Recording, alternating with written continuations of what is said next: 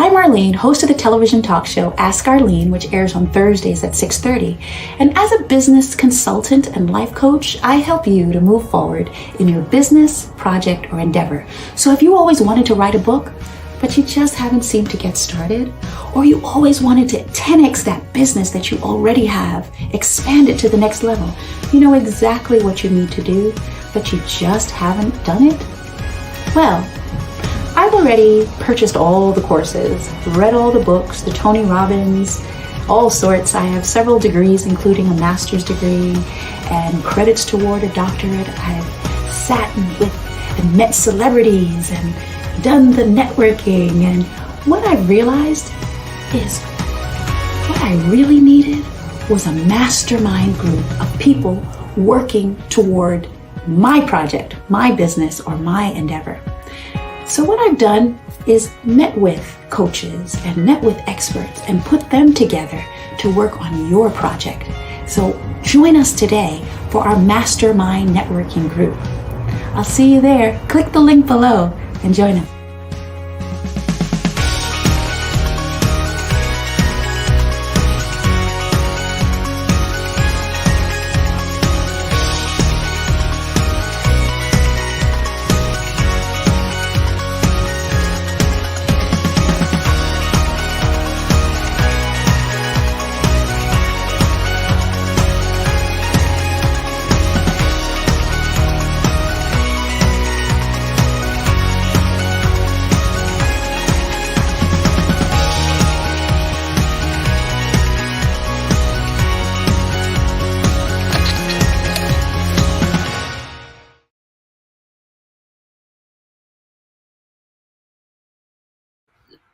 Hello and welcome to the Ask Arlene Show. We're so excited to be with you today again.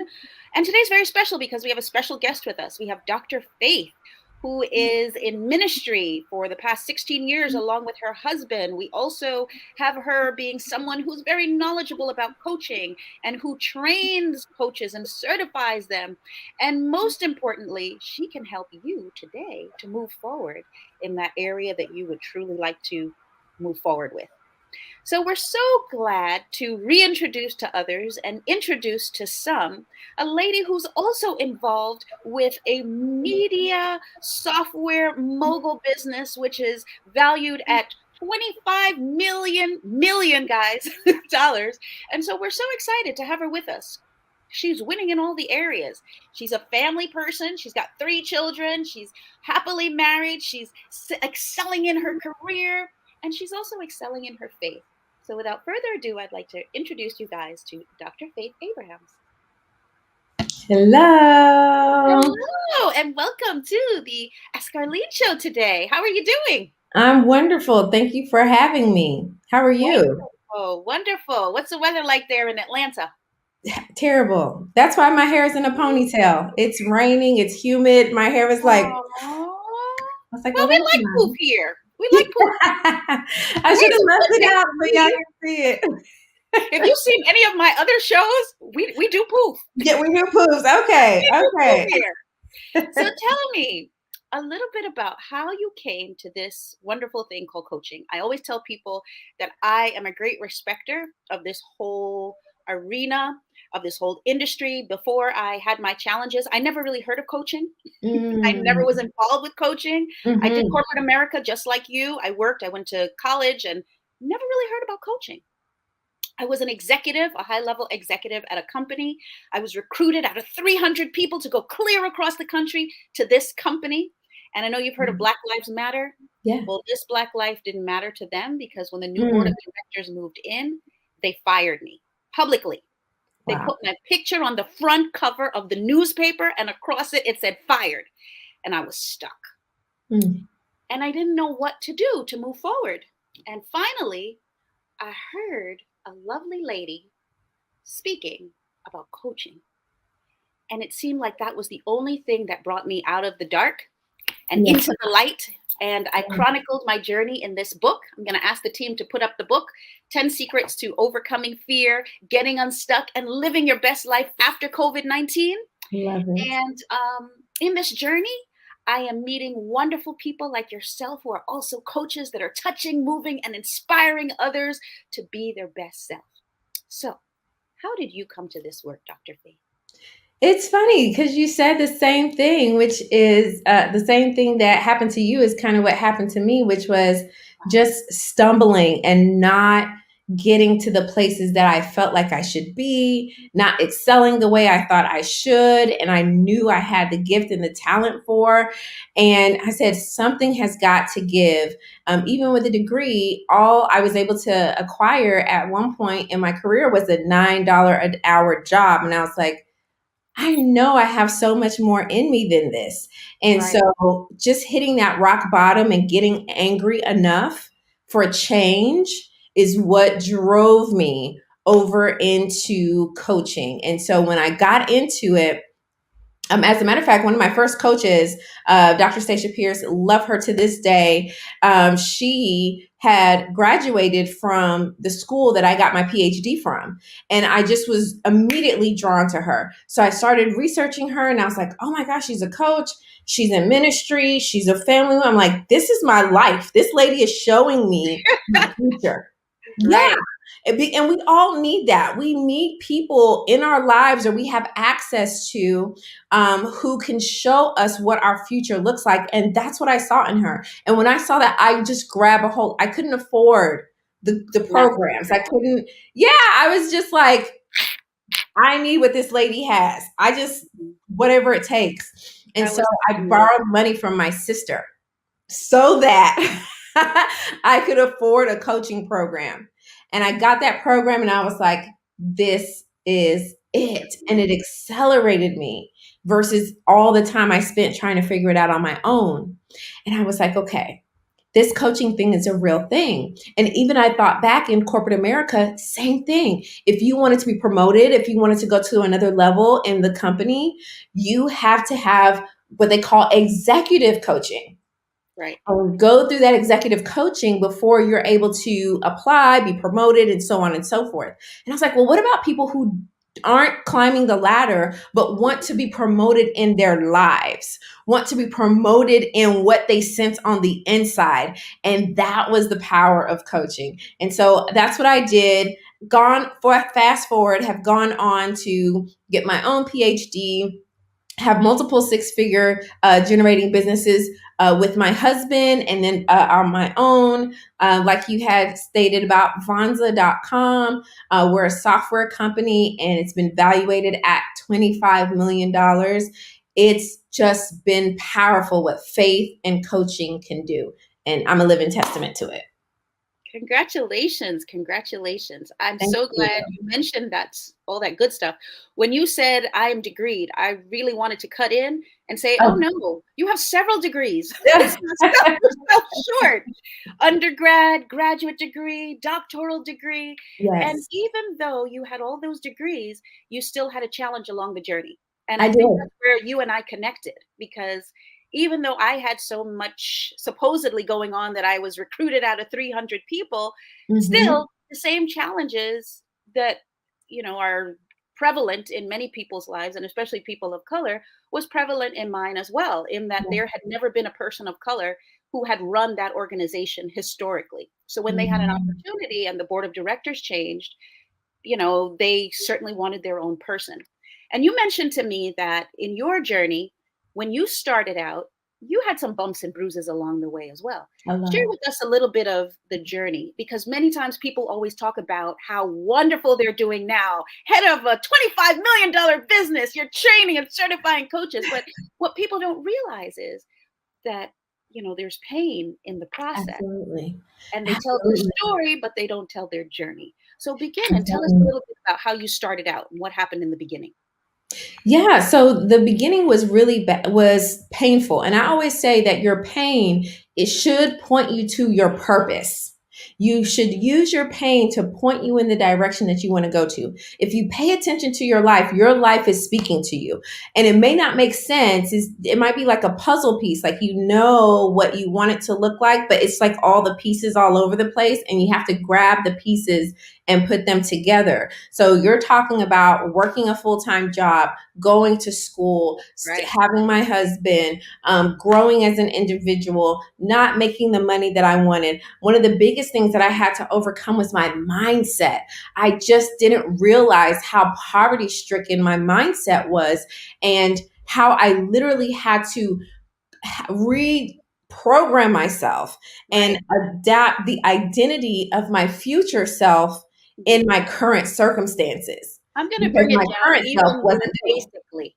And I'm going to say that I'm going to guess that there are a lot of women who are watching you and saying, Mhm. wow, she's got on that great shirt. Wow, 25 mil in the bank. Yeah, I mean, this woman is off the chart, doctoral degree. But they may not realize, because they hear from me every week Yes. saying, use these 10 secrets. The first one is in the book is clarity, being clear about truly where you want to go in the next level, visualizing that goal of where you want to get to. Yes. 3, momentum, just doing it. And they don't realize that the journey is the same for everyone. Nobody starts out with the $25 million business. Not We at all. all start out in this journey with challenge. So you shared with me, you were in a company, you were making $9 an hour Yep. as a regular employee with your degree, with your big degree, With a degree. on the front lines, making Yep. $9 an hour, right? You can't live off that. You can't have a fancy Mhm. house and take care of kids. And there are a lot of people who are watching, and I'm going to guess you're not making the type of money that you would like to make. And you sit and you listen to me and you're like, yeah, that's for you, Arlene. You talk a good game. But there are other people who were just like me, who started out with the bumps and bruises in their careers, but had to Mhm. make a transition. And for me, it was coaching Yeah. that caused me to change my mindset, to think in a different way. But if I didn't have those bumps and bruises, like if I didn't get fired, I probably would still be doing what I was doing. I didn't really That like part. politics that much. It was a dirty game. And to Yes. be honest, if my mom were here, if she were alive, she would tell you how much she hated politics. She hated the fact that I was in that dirty game as somebody who was, raised in a much more wholesome environment. But Mhm. yet, had I not had the bumps and bruises, I wouldn't be able to reach out and speak to the people that I'm speaking to now in the way that I'm able to do it because of the training that I received through coaching. So tell me a little bit about the challenge. So, me too, being a mom, having kids, doing full-time work and running an organization and several different organizations and running around. How were you able to maintain a happy marriage of 16 years? 18. 18. Let me not take away some time. How were you able to do that and move forward in the way that you have?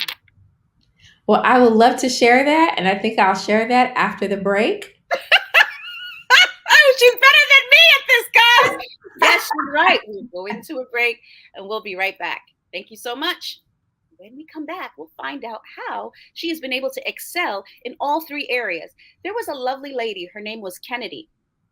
And I always heard her say that women who are very successful can be successful in 2 of the 3 areas: your career, your family, or your love life. And this woman here on with us is defying the odds in all 3 areas. And so we'd like to find out some more from her when we come back from the break.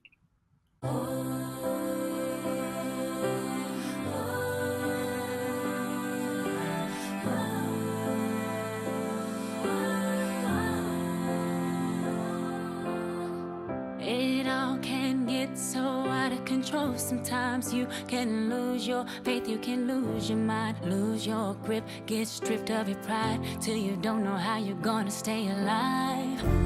Hey, hey, I got you. Hey, hey, I got you. I'll be there to stop the bleeding. I'll be there to start the healing. I will give you what you're needing. I'll be right there. I got you back. I got you.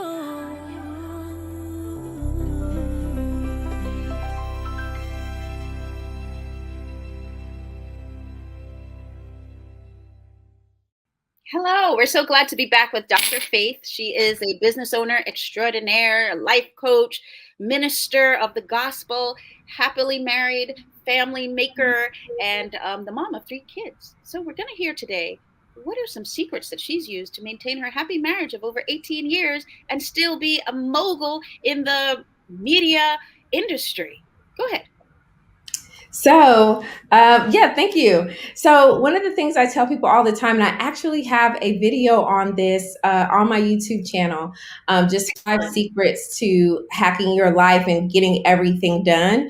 And I would say the number one thing is giving yourself grace. Like, you literally only have 24 hours in a day. So, as much as you can, automate things like the groceries, automate the laundry, automate, have a schedule of when things will be cleaned, or even have a cleaner if you can afford it. Also, too, getting on the same page with your spouse. I'm very fortunate and blessed enough to have a husband who is not in competition with me. He does not, he wants me to succeed. He wants me to be everything I'm meant and born to be. And I have that with him as well. So it just allows us to really have this ebb and flow to our relationship. So and being on the same page, I think that's the other really thing important too, huh? because I said I think that's really important because Yes, many women who are in successful careers would love to go back to school, but they don't necessarily have the support from that's right. their other half as far as, taking time away from their daily schedule because they're going to school. So that was really important. And I think it's important to state ahead of time what your career goals are before you get Yes, into it so yes, that people will know what your intentions are, because it really isn't fair either if you get married to somebody and you think, okay, well, they make this amount, we're going to have this and we're going to do this, and then you turn the corner and say, well, no, I want to go back to school, I want to take time out, but it's worked well for you guys. yes. Did you talk about that ahead of time? Did you know that you were going to be going to get your doctorate and your Oh MBA and all that? yeah. Oh, yeah. My dad made it very clear that I was going to finish and get my PhD. But again, my husband is that kind that, like, we're both authors. And I wrote and published my book before he finished his book. And he was like, babe, I want you to win. Like, if you win, I win. And if I win, you win. And that's always been our mindset Mhm. with everything throughout the marriage, even though things have gotten rocky, things have been, we've had to rely on other people for support. We've had our own things within each other because I'm an individual, he's an individual. So you have to work through all that stuff.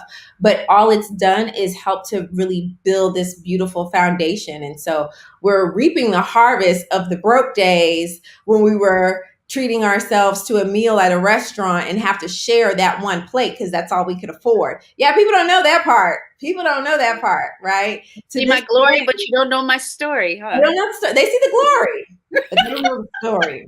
We have suffered, okay? Mm. But it's easier to suffer together with somebody who's on the same page as you because it Right. helps to bring the best of you out.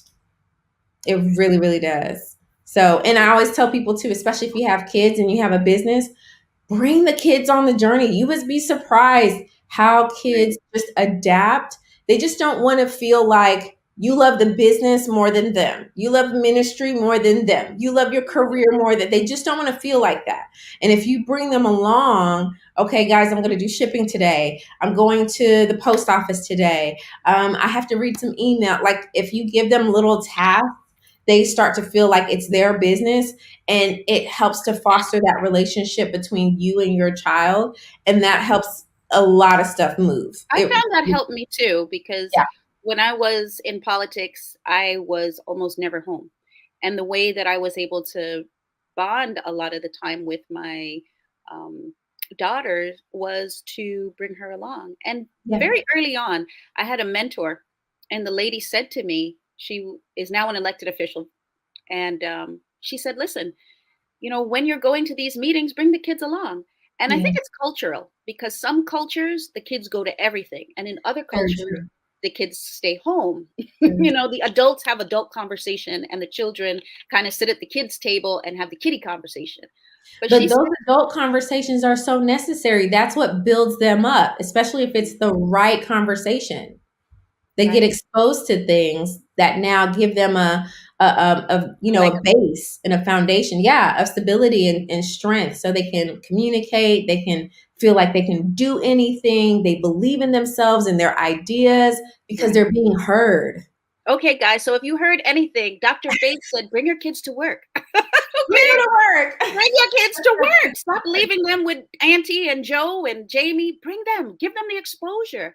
Because then my daughter, she knew a lot of the elected officials in the area. She was on television as a little one. I mean, you can look her up on YouTube because she was there. So That's when the media came to, interview the bigwigs, she said, "Well, can I get interviewed?" And they said, "Sure, why not?" So, Wow. there's an opportunity for us to share information, and coaching is so beautiful because within Yes. that environment, we're able to talk about things like that. Where else do we have an opportunity to talk about this? And I mean, some people will say, well, in ministry, because you're in ministry with your husband at church, but Mhm. you go to the service, and then when do you really have time to give those tidbits and those insights about, life and I guess there's somewhere in the scripture where and you tell me where it talks about the old ones teaching the younger ones. Oh yes. Oh yes. That's in both the New Testament and the Old Testament. But we should go to the elders and we should speak to them on things and be taught. And one of the things that I feel like coaching mimics that biblical principle, because when you have a coach, usually your coach is somebody who has done whatever it is that you want to do. They've accomplished whatever it is that you want to accomplish. So you're literally riding on the shoulders of somebody who has done it already. And so now, instead of having to spend so much time, effort, money, energy figuring it out on your own, you can glean from the wisdom of someone else, their mistakes, their lost money, their lost time. Now you can take that wisdom and collapse decades into days, just because you have a coach and you're using that wisdom that they're giving you, which is another reason why I love coaching and I just believe in it so much. It gives us the opportunity to not do life alone. It gives us the opportunity to realize that we're not the only ones struggling. Like, Right. all of us have gone through this at some point, and now you get the wisdom instead of having to hit your head against the wall all the time and just figure it Deep out. breath, like we do at different times. Now we only have about 5 minutes left to the show, and before we go, because we have you, who's had so many really profound experiences in your life, I want you to share with us a little bit about how you became more confident. So we know that when you started out, you were not always the Dr. Faith that we see now. When you started out, you were afraid to, get on live and talk on stage, and you Yeah, had challenges with your insecurities. So, yeah. how did you go from that person who was timid to this person now who's like, I'm going to be interviewed on television, I'm going to share my story, and I'm running businesses?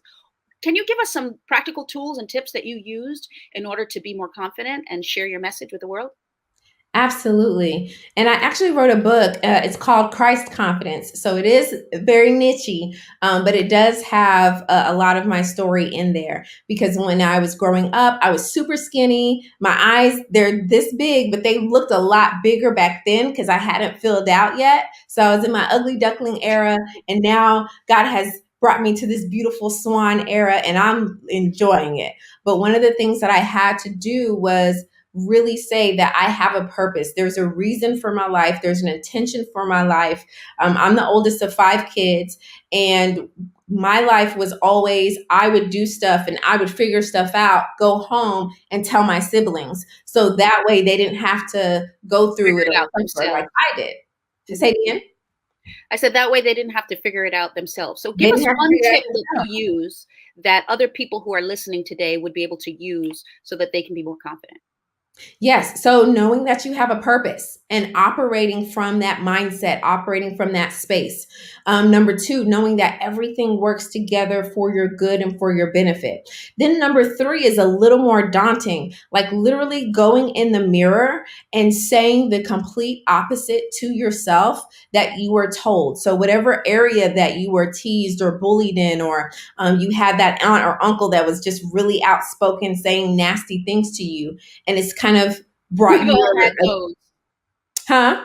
We've all had those. Go ahead. Yes, those they very It's always unnecessary the comment. family and the friends that are the ones that are challenging us, because those are the ones that we're exposed to. So many people say, oh, it's my family. But who else was it going to be?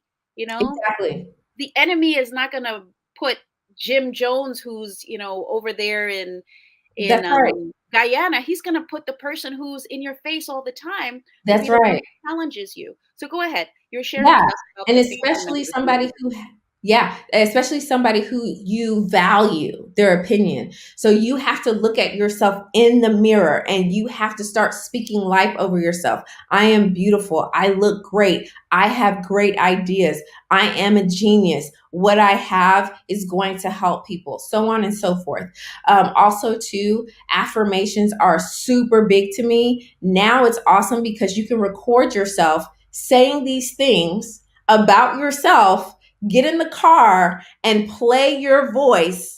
I know this is like, play your voice in the car on the Bluetooth and listen to it every day, every day, every day, every day. After a while, your RAS, your reticular activating system in your brain is going to say, this must be true because we keep hearing it.